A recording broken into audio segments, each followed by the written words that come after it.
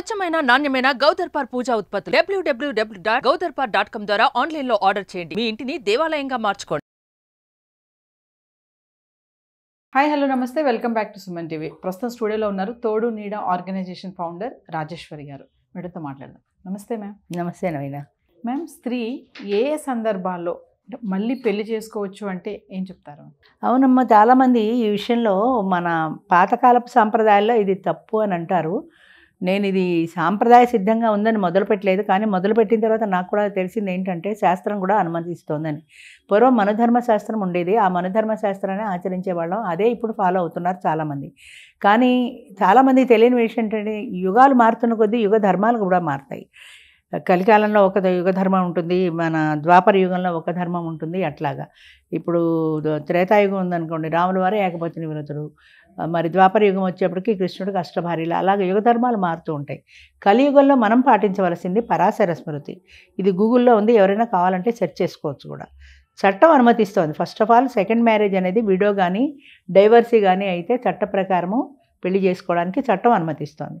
శాస్త్రం కూడా అనుమతిస్తోంది. ఏది? పరాశర స్మృతిలో కలికాలంలో మనం పాటించవలసింది పరాశర స్మృతి. ఆ పరాశర స్మృతి ప్రకారము కొన్ని సందర్భాలు, 5 సందర్భాలు ఏదో చెప్పారు. ఈ సందర్భాల్లో స్త్రీ పునర్వివాహానికి అర్హురాలు అని పరాశర శాస్త్రం చెప్తోంది. ఎప్పుడంటే భర్త దూరాదేశం వెళ్ళిపోయి ఆయన చాలా సంవత్సరాలుగా తిరిగి రానప్పుడు, భర్త చనిపోయినప్పుడు, భర్త కుష్ఠరోగి వ్యాధిగ్రస్తుడైనప్పుడు, మానసిక రోగి అయినప్పుడు, ఇంకో సందర్భం ఏదో ఉంది, జారుడు చోరుడు ఏదో, అలాంటి ఈ 5 సందర్భాల్లో స్త్రీ పునర్వివాహానికి అర్హురాలు అని చెప్తోంది. అది గూగుల్లో సెర్చ్ చేయండి. పరాశర స్మృతిని చదివితే అందులో స్త్రీ ఏ సందర్భాల్లో పెళ్లి చేసుకోవచ్చు అనేది వివరంగా ఉంది. నేను చెప్పేది ఏంటంటే చట్టం అనుమతిస్తోంది పునర్వివాహం స్త్రీకి, శాస్త్రం అనుమతిస్తోంది. ఇంకా ఏది అనుమతించట్లేదంటే మన మైండ్ సెట్ ఒకటే. రాజా రామ్మోహన్ రాయలు ఎప్పుడో విధవా వివాహాన్ని సమర్థించారు. దాన్ని సమర్థించిన వాళ్ళు దీన్ని ఎందుకు సమర్థించట్లా? 25 ఏళ్ల 30, 40 వరకు వితంతు వివాహాలని మన సొసైటీ కూడా యాక్సెప్ట్ చేసింది. ఇక 50కి ఎందుకు యాక్సెప్ట్ చేయట్లా, 60కి ఎందుకు యాక్సెప్ట్ చేయట్లా? అంటే దానికి పరిమితి ఏం లేదు కదా. 50 దాటితే పెళ్ళికి అర్హులు కాదు అనే చట్టం లేదు, శాస్త్రం లేదు. మరి ఎందుకు అనుమతించట్లేదు? ఈ వయసులో పెళ్ళ, ఈ వయసులో పెళ్ళ అని ఎందుకంటారంటే ఎంతసేపు పిల్లలు కానీ వయసు కాదు కదా పెళ్ళెందుకు, పిల్లల్ని కనడానికే కాదు పెళ్ళి. అది పదే పదే నేను చెప్తున్నది. ఒక మానసికమైన తోడు ఈ వయసులో ఇంకా అవసరం. 50, 60 వస్తున్న కొద్దీ కూడా ఒక మనిషి తోడు ఉన్నాడు అనే భరోసా మనిషికి చాలా అవసరం. కాబట్టి జీవితకాలము కలిసి సాగించే ఒక ఫ్రెండ్స్ లాగా కలిసి ప్రయాణం చేసేది. ఆ వయసులో వాళ్ళకి ఆ తోడు అవసరం. కాబట్టి ఆ స్త్రీ పురుషులు కలిసి ఉంటే ఇది నా ఇల్లు, నా భార్య, నా భర్త, నా సంసారం అన్న ఫీలింగ్ ఉంటుంది. ఆ ఫీలింగ్ తోటే వాళ్ళకు ఒక ఎమోషనల్ రిలేషన్ ఏర్పడుతుంది. సెక్చువల్ రిలేషన్ కాదు, ఇది ఎమోషనల్ రిలేషన్. ఆ ఎమోషనల్ రిలేషన్తో కలకాలం కలిసి జీవిస్తారు, ఒకరికొకరు తోడుగా ఉంటారు, అంతే, అంతకంటే. కానీ భార్య చనిపోతే భర్త 1 నెల 2 నెలలోనే పెళ్లి మాకు బోల్డ్ కాల్స్ వస్తుంటాయి. భార్య మాత్రం అలానే ఉంచేస్తున్నారు మేడం. అంటే అదే ఆ ఫీలింగ్ పోటలా, ఆ మైండ్లో అది అసలు పెద్ద ప్రధానంగా పిల్లలు యాక్సెప్ట్ చేయటలా. ఇది తల్లిదండ్రులు వాళ్ళ సుఖం కోరి వాళ్ళు ఫారెన్ అమ్మాయిని పెళ్లి చేసుకుంటారు, ఇంటర్కాస్ట్ మ్యారేజ్ పెళ్లి చేసుకుంటారు. కానీ తల్లి మాత్రం తండ్రి మాత్రం పెళ్లి చేసుకోవడానికి వీల్లేదంటారు. ఎందుకు వీల్లేదు? మీరు పెళ్లి చేసుకున్నట్టు వాళ్ళు ఎందుకు ఈ వయసులో మా అమ్మకి పెళ్ళి ఎందుకు అంటారు? ఆ మాట మీ అమ్మ నాన్నమ్మనండి. ఈ వయసులో నాకు వద్దంటే ఆవిడే రాదు కదా. మనం బలవంతంగా ఆవిడ మన ఇంటికి తీసుకురావట్లే. తోడు నడకి మాకు పెళ్లి కావాలి, తోడు కావాలని వచ్చిన వాళ్ళకే మనం చేస్తున్నాం. ఆవిడ మనసులో ఏ బాధ ఉందో అసలు. నిజంగా పిల్లలంటే ఎవరమ్మా? ఆవిడ కష్టం కానీ ఆయన కష్టం కానీ తల్లిదండ్రుల కష్టాన్ని చూసి వాళ్ళు కష్టపడకుండా సుఖంగా సంతోషంగా ఉండాలి అని ఆశించేవాళ్ళు పిల్లలు. పిల్లల కష్ట సుఖాలని తల్లిదండ్రులు అలాగే ఆశించి వాళ్ళకి చేస్తున్నారు కదా. మీరు ఇంటర్కాస్ట్ మ్యారేజ్ చేసుకున్నా యాక్సెప్ట్ చేస్తున్నారు, మీరు ఓల్డేజ్ హోమ్లో పడించినా యాక్సెప్ట్ చేస్తున్నారు. ఇన్ని భరిస్తున్నప్పుడు ఆ తల్లిదండ్రుల సంతోషాన్ని పిల్లలు ఎందుకు భరించరు?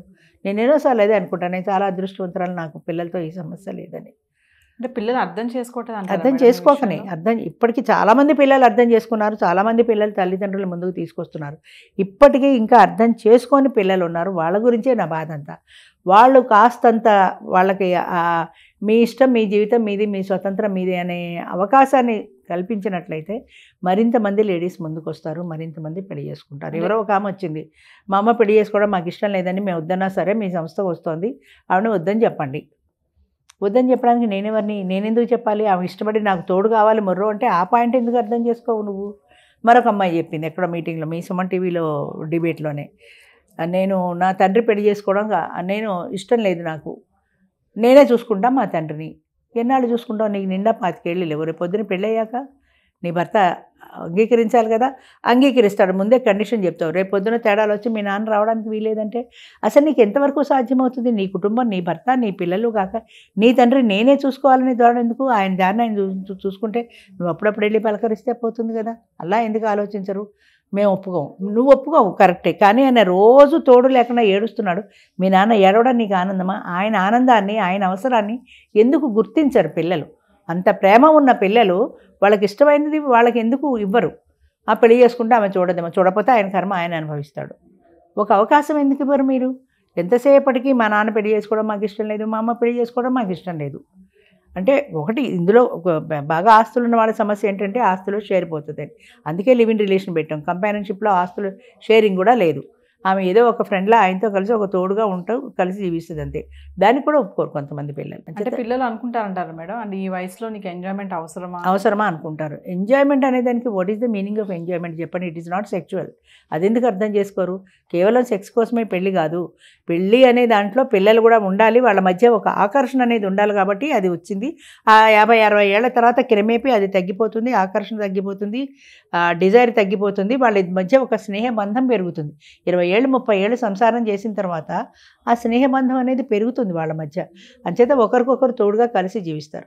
ఆ తోడు పోయినప్పుడు ఎన్నాళ్ళు ఒంటరిగా ఉంటారు. అందుకని ఇప్పుడు కాఫీ దొరకపోతే టీ సబ్స్టిట్యూట్ ఎలాగ అనుకుంటామో, ఈ తోడు అలా తొందరగా మర్చిపోతారంటారు. వాళ్ళు మర్చిపోరు, మర్చిపోయారని కూడా కాదు, ఆ జ్ఞాపకాలు మనసులో ఎప్పటికీ ఉంటాయి. అవి నెమ్మదిగా కిందకు వెళ్తుంటాయి, కింది పొరలకు. పైన పెళ్లి చేసుకున్నప్పుడు అప్పుడప్పుడు అది కూడా గుర్తొస్తుంది, గుర్తు రాకుండా ఉండదు. కానీ అంత మాత్రాన ఆ గుర్తు కోసమని జీవితం అంతా ఏడవలసిన అవసరం లేదు కదా. అది అర్థం చేసుకుంటే పిల్లలు ముందుకు వస్తారు. మరింత మంది స్త్రీ పురుషులు ఇంకా ముందుకు రాగలుగుతారు, వాళ్ళ తోడుతో వాళ్ళు ఆనందంగా జీవించగలుగుతారు. తోడు కావాలని మీ దగ్గరకు వచ్చే వాళ్ళలో మేడం పిల్లలు ఎవరైనా వచ్చారా ఎప్పుడైనా? చాలా మంది అమ్మా, చాలా మంది పిల్లలు తల్లిదండ్రులను తీసుకొని వస్తారు. మా నాన్నకి పెళ్లి కావాలి, మా అమ్మకి పెళ్లి కావాలని. ఆ పిల్లల్ని చూస్తే ముచ్చటేస్తుంది నాకు. ఒక అమ్మాయి అయితే మా అమ్మాయికి ఎంగేజ్మెంట్ కూడా అయిపోయింది. మా అమ్మ పెళ్ళి అయ్యేదాకా నేను పెళ్లి చేసుకోనని అమ్మాయి అలాగే ఉంది 4-5 ఏళ్ళు నాకు తెలిసి. ఆ తర్వాత ఏమైందో తెలీదు. 4-5 సంవత్సరాలు అమ్మాయి అలాగే ఉండిపోయింది. కేవలం వాళ్ళ అమ్మ పెళ్ళి అయ్యాక నేను పెళ్లి చేసుకుంటాను, నేను పెళ్లి చేసుకుని వెళ్ళిపోతే మా అమ్మ ఒంటరిది అయిపోతుంది అని, వాళ్ళ అమ్మకి తోడు దొరికాకే నేను చేసుకుంటాను ఎంగేజ్మెంట్ చేసుకుని కూడా ఆ పిల్ల ఆగిపోయింది. అలాంటి అద్భుతమైన పిల్లలు కూడా ఉన్నారు. చాలామంది వ్యతిరేకించే వాళ్ళే ఎక్కువ. సెప్టెంబర్ 22 ఆదివారం నాడు మళ్ళీ మా పరిచయ వేదిక ఉందమ్మా, ఎప్పట్లాగే కెనారా గ్రౌండ్ హబ్సిగూడ హోటల్లో. కానీ కావాల్సిన వాళ్ళు మాత్రం దయచేసి నా నెంబర్కి ఫోన్ చేసి ఇన్ఫర్మేషన్ తెలుసుకుని రండి.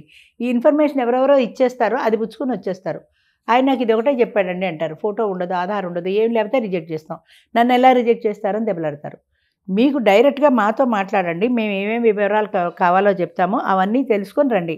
ఎవరో మా ఫ్రెండ్ చెప్పాడండి 22వ తారీఖు మీటింగ్ అని. 22వ తారీఖు మీటింగ్ అని చెప్పినాడు, మిగతా వివరాలు చెప్పొద్దా?